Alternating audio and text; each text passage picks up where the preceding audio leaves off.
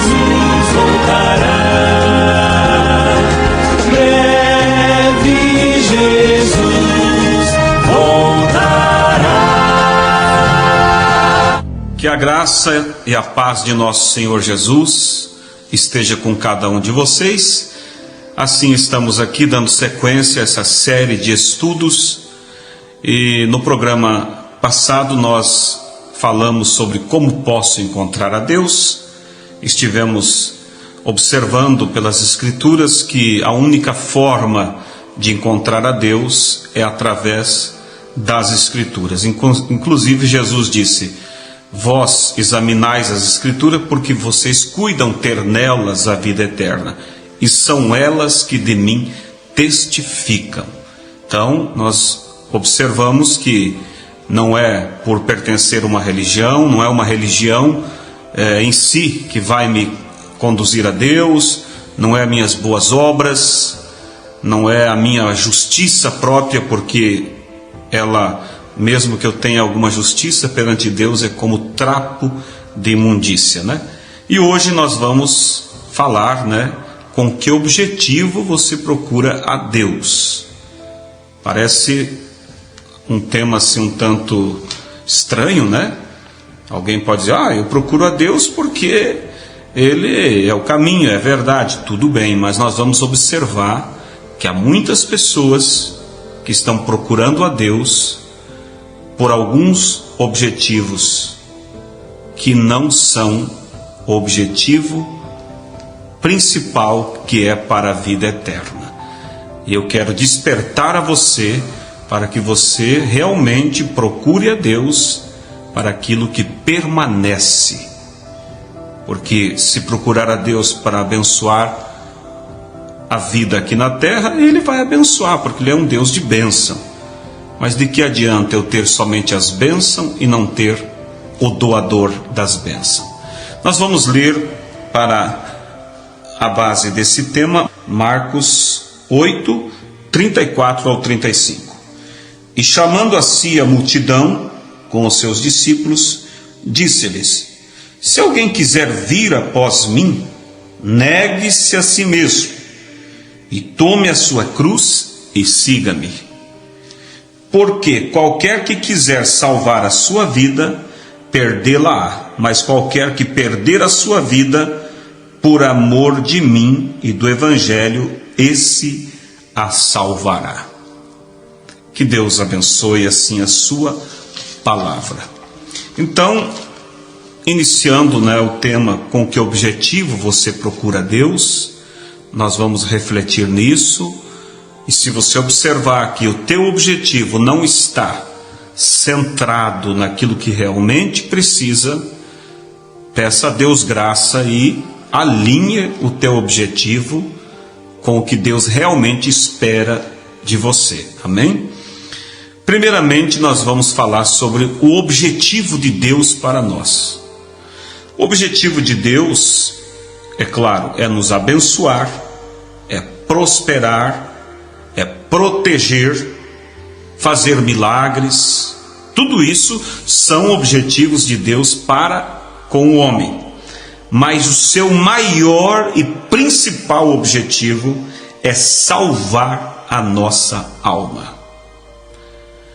Quero deixar claro que não sou contra buscarmos a Deus para bênçãos, para cura, para prosperidade, de forma alguma.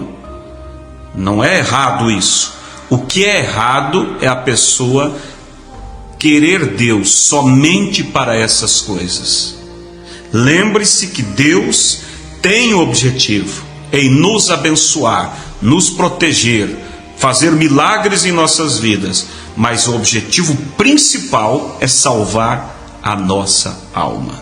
Em São Marcos, como nós lemos, São Marcos 8, 36, eu li até o 35, mas no 36 diz assim: pois que aproveitaria o homem ganhar todo o mundo e perder a sua alma? Pense, que adiantaria buscar de Deus bênção, prosperidade, ganhar muito, muito, todo o mundo e no fim perder a sua alma? 1 Coríntios também, capítulo 15, versículo 19: se esperamos em Cristo só nesta vida, somos os mais miseráveis de todos os homens. Porque o que importa é nós esperar em Cristo para aquela outra vida. Como disse o apóstolo Paulo, quando este tabernáculo terrestre se desfizer, ou seja, este corpo, porque um dia vai se desfazer, seja através de uma doença, ou a própria velhice que vai consumir, um dia esse tabernáculo, essa casa, vai se desfazer. Mas Paulo disse que para aqueles que têm Cristo em suas vidas, eles receberão um novo corpo, uma nova casa. Por isso, para o cristão, a morte não é um terror, mas é como uma carruagem que me desprende desse corpo velho, cansado, e me leva para um novo corpo, que a Bíblia chama de o corpo celestial. Um corpo onde não haverá tristeza, não haverá velhice, somente a paz de Deus reinará. E vocês sabem que são 3 corpos: o humano, o celestial e o glorificado. O corpo humano é esse que nós estamos habitando agora. Quando nós morremos, a gente sai desse corpo e vai para um corpo celestial. Mas depois, quando Cristo vier, então a Bíblia diz que os mortos ressuscitarão, e nós ressuscitaremos em um corpo glorificado. É um corpo semelhante ao corpo de Cristo, que não há barreira, pode entrar em lugar sem abrir portas, e é um corpo que pode comer, pode beber. Pode ver que Jesus, quando ressuscitou e ele apareceu para os discípulos, se assustaram. Ele disse: veja, toque em mim, espírito não tem carne nem ossos. E ele disse: tem algo para comer? Me tragam. E ele comeu diante deles. Esse é o corpo glorificado. Então, amados, é para isso que Deus realmente espera que nós estejamos empenhados, porque Deus quer nos dar vida eterna. Mas infelizmente muitos procuram a Deus somente para as bênçãos.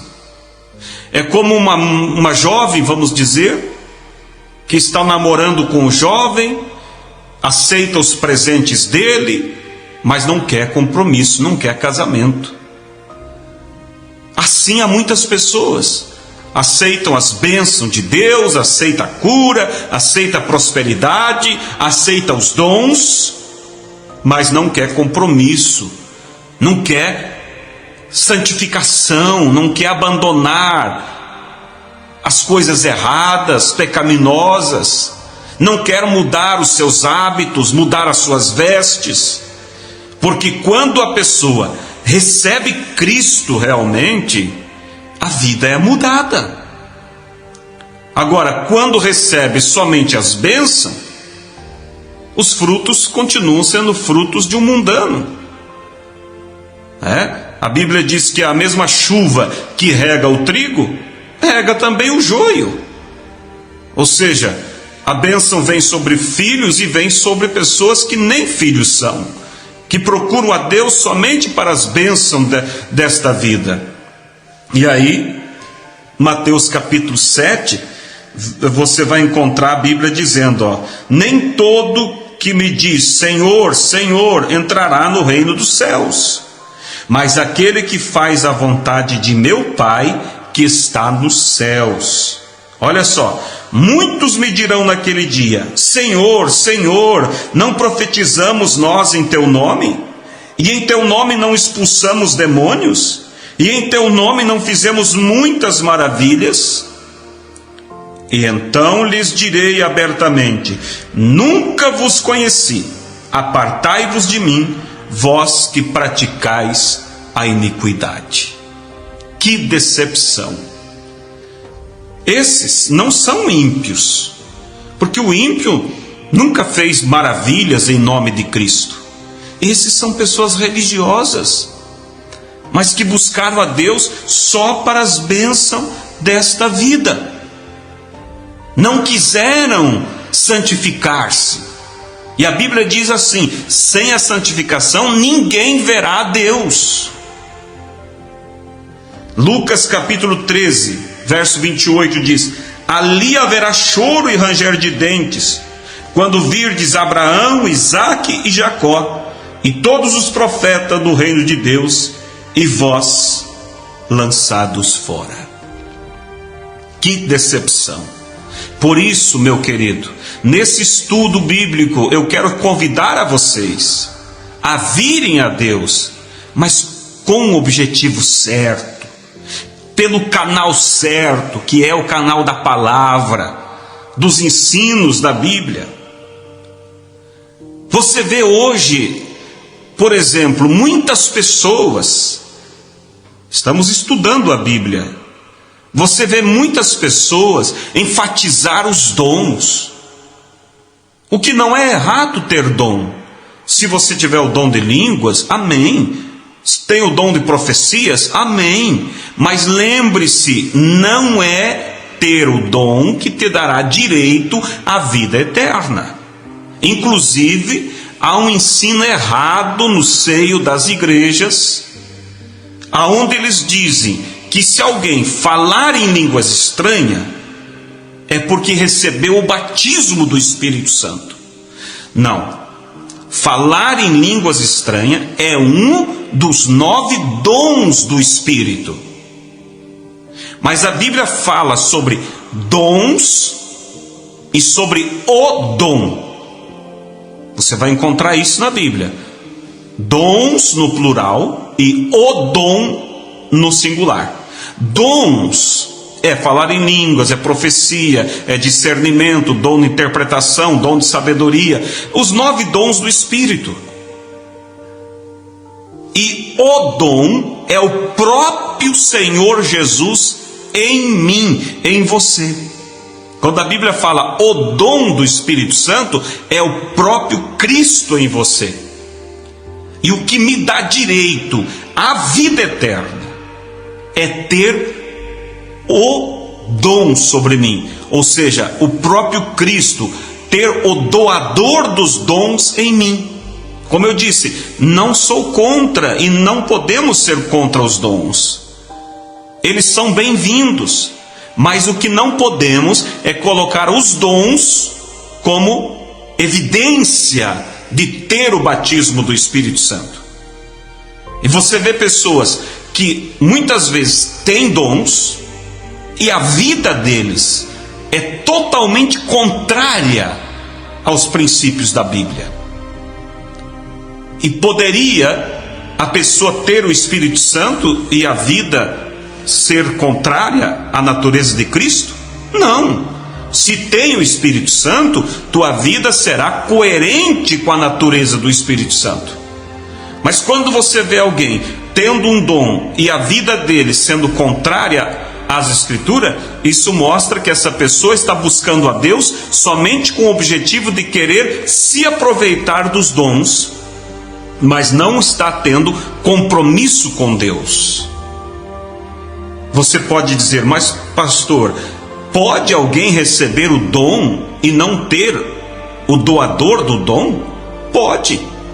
A Bíblia nos afirma, olha o que diz aqui, em Romanos capítulo 11, verso 29. Porque os dons e a vocação de Deus são sem arrependimento. Salmo capítulo 68, versículo 18.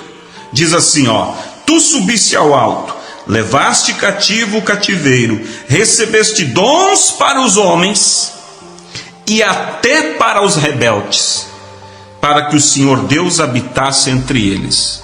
Você observou que os dons são dados até para os rebeldes. É o que diz a Bíblia: a chuva cai sobre joio e sobre trigo. Mas o que prova que a pessoa é um filho não é os dons, é os frutos de Cristo em você. Entende? Então Salmo 68:18 diz que Deus dá dos seus dons até para os rebeldes. Aí é onde muitas pessoas se confundem. Às vezes elas estão em uma igreja que não ensina a palavra, que nega a doutrina da Bíblia. Mas você diz: fulano, você precisa fazer isso, aquilo que a Bíblia diz. Ele diz: não, mas a minha igreja não ensina dessa forma. E aí você diz: não, mas você não tem que saber o que a igreja diz, você tem que saber o que a Bíblia diz. E aí ele vem e diz para você: olha, como pode Deus não estar na minha igreja se lá os cegos vê, paralítico anda? Então muitas pessoas tomam essas bênçãos como se fosse a prova de Deus estar lá, e esquecem que até rebeldes podem ter dons.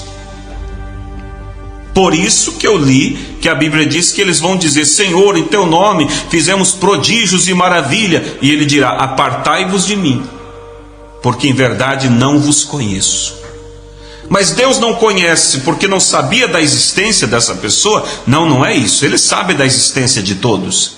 Mas quando ele diz não vos conheço, ele está dizendo: eu não te conheço como um seguidor da minha palavra, mas eu conheço sim você como alguém que somente quis os meus dons para proveito próprio. Às vezes para fazer levantar o seu próprio nome, busca um dom, por exemplo, de maravilha, e multidões o seguem. Entende? Mas veja, amados, os dons, a Bíblia disse que até para rebeldes é dado. Mas o dom, que é o Espírito Santo, é dado somente para aqueles que obedecem a palavra. Você encontra isso em Atos 5:32. E nós somos testemunhas acerca destas palavras, nós e também o Espírito Santo, que Deus deu àqueles que lhe obedecem. Você viu a diferença? O Espírito Santo é dado para aqueles que obedecem a palavra, e os dons é dado para qualquer um que buscar, até para os rebeldes.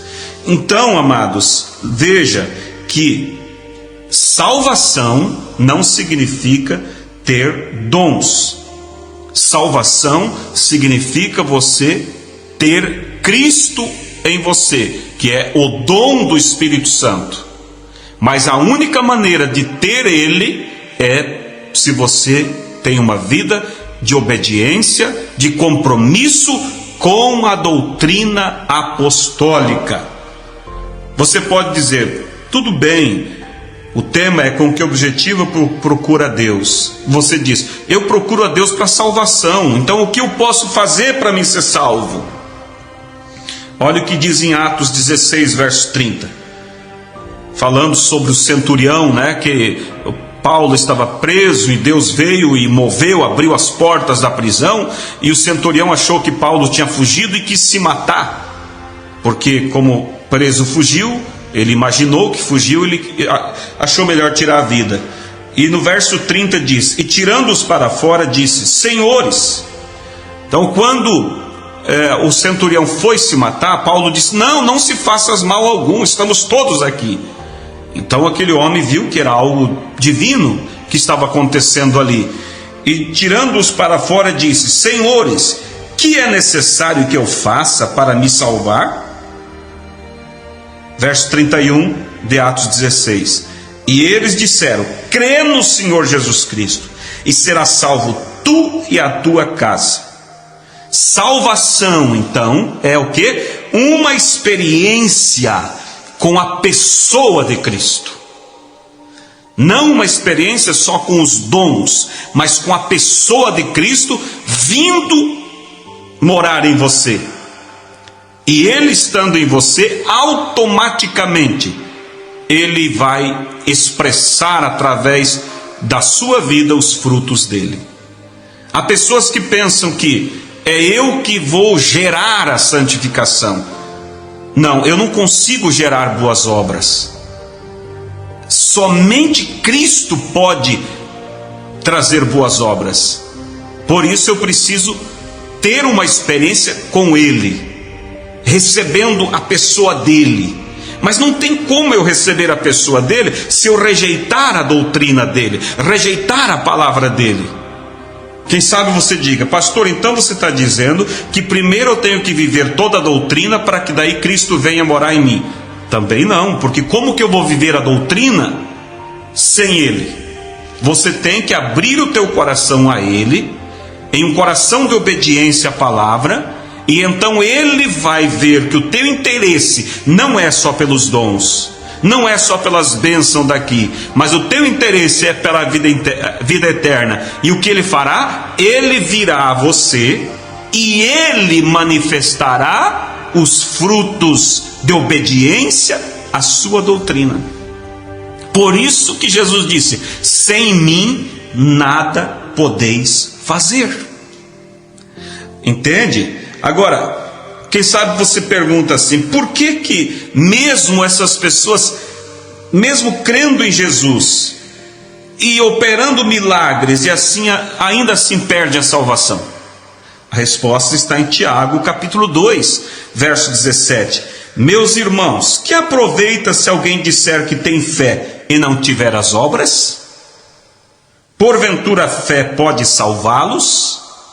Então, se eu só digo que creio em Jesus e não tiver obras de que Cristo está em mim, de que serve? São João 5 também diz assim, 24: na verdade vos digo que quem ouve a minha palavra e crê naquele que me enviou tem a vida eterna e não entrará em condenação, mas passou da morte para a vida. Quem que passou da morte para a vida?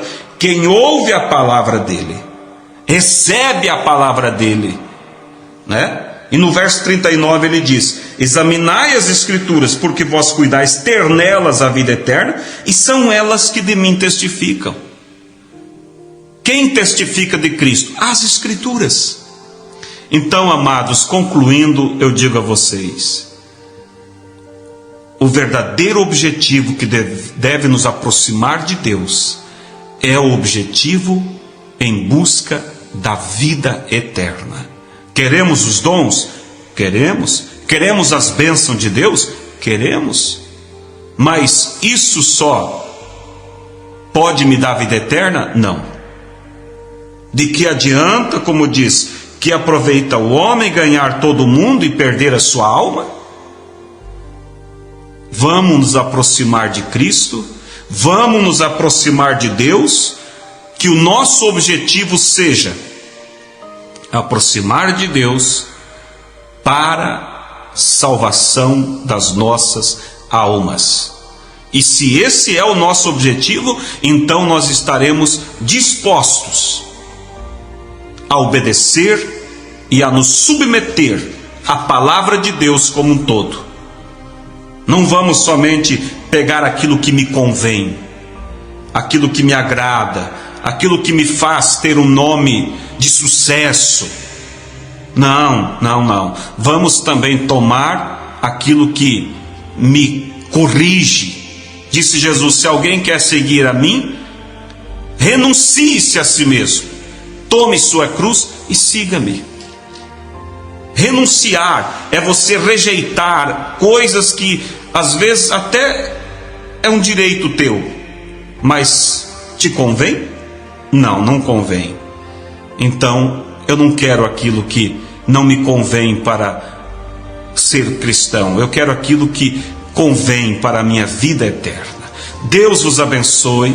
E assim chegamos ao final de mais este estudo, e que você possa ter a certeza que você está buscando Ele pelo objetivo de ter o doador dos dons em você, para que Ele viva as obras de um salvo em sua vida. Deus os abençoe e até o próximo programa, quando estaremos falando sobre por que devemos crer na Bíblia. Deus os abençoe.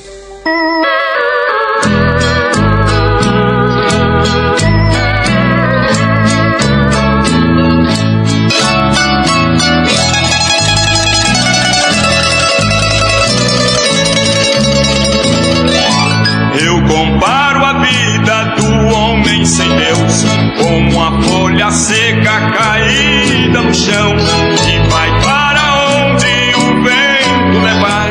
Tudo é tristeza, tudo é solidão. Seu viver é triste, tão cheio de dor. Seus dias turbados, sem consolação.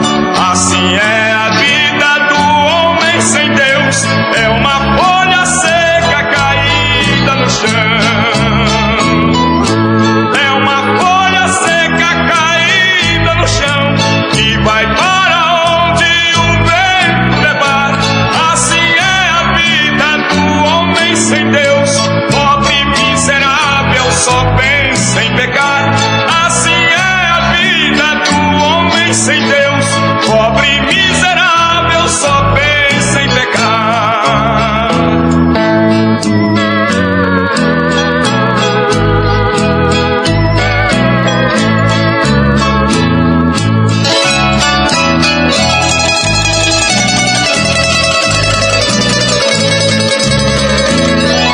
Já fui um perdido pelo mundo afora.